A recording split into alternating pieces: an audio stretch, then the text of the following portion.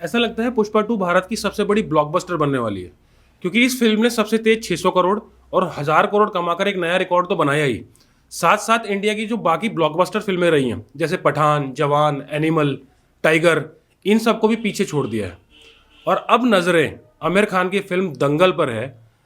जैसे ही पुष्पा 2 दंगल का रिकॉर्ड तोड़ेगी, भारत की सबसे बड़ी फिल्म बन जाएगी। अपनी पिछली वीडियो में मैंने साउथ इंडस्ट्री को बॉलीवुड के साथ कंपेयर किया था, लेकिन पुष्पा 2 की आउटस्टैंडिंग परफॉर्मेंस के बाद बॉलीवुड ऑलरेडी इसके सामने बहुत बोना लग रहा है। और अब क्या पुष्पा को हम हॉलीवुड के साथ कंपेयर कर सकते हैं? दुनिया में सबसे ज़्यादा फिल्में भारत में बनती हैं। यहाँ पर हर साल 20 अलग अलग लैंग्वेजेस में 1500 से 2000 फिल्में प्रोड्यूस की जाती हैं।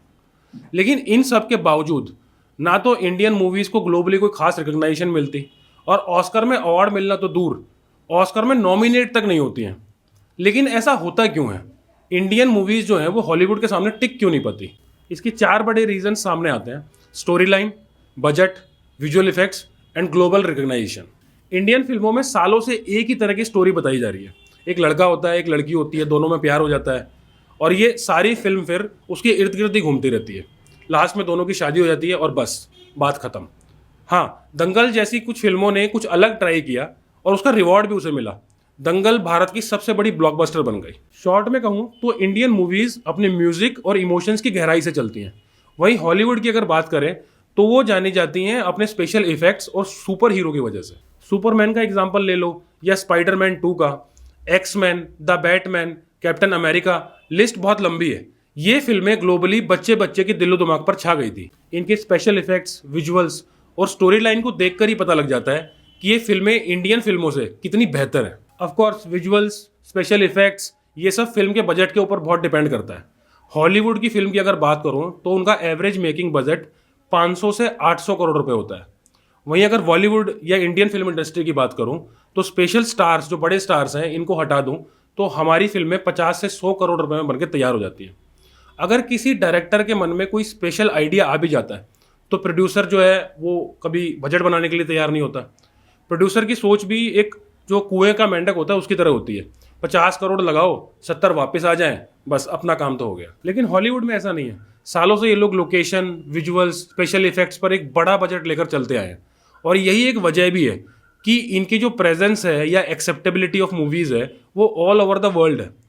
100 साल से ज़्यादा टाइम हो गया जब से बॉलीवुड इंडिया की मार्केट पर रूल कर रहा है, लेकिन जो हमारी फिल्मों की प्रेजेंस है वो एशिया, या मतलब यूं कहें साउथ एशिया से आगे कभी गई ही नहीं है। लेकिन अच्छी बात यह है कि कंजर्वेटिव चीज़ों को पीछे छोड़ अब हमारी जो फिल्में हैं, इंडियन फिल्म इंडस्ट्री, वो ग्लोबली भी अपनी कमाई तेज़ी से बढ़ा रही हैं। स्पेशली अगर बात करूं साउथ इंडस्ट्री की, इन्होंने पिछले कुछ टाइम में स्पेशल इफेक्ट्स और स्टोरी लाइन में बहुत ज़्यादा एक्सपेरिमेंट किए हैं, जिससे ग्लोबली हमारी फिल्मों की अर्निंग्स और जो इमेज है वो तेज़ी से चेंज हो रही है। KGF, बाहुबली, RRR और कल्कि जैसी फिल्में इसका बेहतरीन एग्जाम्पल भी हैं। और 5 दिसंबर को रिलीज़ हुई फिल्म पुष्पा 2 ने तो कमाल ही कर दिया है। जो भी इस फिल्म को देखने थिएटर में गया है, बाहर निकलकर उसकी ज़ुबान पर पुष्पा का ही नाम होता है। इनकी स्टोरी लाइन और इफेक्ट्स इतने क्रिएटिव हैं कि किसी के दिमाग से पुष्पा की इमेज बाहर निकल ही नहीं रही है। लेकिन ये सब ऐसे ही नहीं हुआ है। जो फिल्म मेकर्स हैं उन्होंने इंडियन फिल्म इंडस्ट्री के माइंडसेट से बाहर निकलकर हॉलीवुड की तरह ही हर चीज़ पर इन्वेस्ट किया है, जिसका रिवॉर्ड भी इन्हें अब मिल रहा है, और ना जाने आगे जाकर और कितना मिलेगा। मानता हूँ हॉलीवुड का नाम दुनिया में बहुत बड़ा है, लेकिन आप पुष्पा 2 के बजट और कमाई को अगर इनसे कंपेयर करोगे तो पुष्पा इन्हें पूरी तरह से टक्कर देती हुई नजर आती है। 2024 की ही हॉलीवुड फिल्मों का एग्जाम्पल ले लेते हैं। जैसे इसी साल रिलीज हुई द फॉल गाय मूवी का मेकिंग बजट था $140 मिलियन, और फिल्म ने दुनिया भर में कमाए सिर्फ $180 मिलियन। इंडियन रुपीज़ में बताऊं तो फिल्म 1200 करोड़ के आसपास बनी और 1500 करोड़ के आसपास कमाए। मई 2024 में आई film you can't run forever, जिसको बनाने में लगे 80 मिलियन यानी 680 करोड़, और फिल्म ने कमाए सिर्फ 115 मिलियन यानी 1000 करोड़ से भी कम। इसके कंपैरिजन में अगर पुष्पा 2 की बात करूं तो पुष्पा 2 को बनाने में लगे 400 से 500 करोड़ रुपए, और कमाई के मामले में तो ये कहाँ जाकर रुकेगी इसका अंदाज़ा लगाना अभी मुश्किल है। लेकिन हाँ, इतना ज़रूर है कि ये फिल्म अपनी लागत से कई गुना ज़्यादा कमा कर जाएगी। और ये हाल तब है जब हॉलीवुड मूवीज़ की रीच पूरी दुनिया में है, और जो पुष्पा 2 है उसकी कमाई ज़्यादातर इंडिया और साउथ एशिया से ही आ रही है। इंडिया और अमेरिका का एग्जाम्पल ले लीजिए। इंडिया में स्क्रीन्स की इतनी कमी है कि इंडिया में 1 लाख लोगों पर एक थिएटर है, वहीं अगर अमेरिका की बात करूं तो वहां पर 8,000 लोगों पर एक स्क्रीन अवेलेबल है। सोचिए पुष्पा 2 अगर वहां रिलीज हुई होती तो कमाई के नंबर्स और कहां तक जाते। और कंपैरिजन जो है इन दो हॉलीवुड फिल्मों के साथ ही नहीं है, सिर्फ लिस्ट थोड़ी और लंबी है।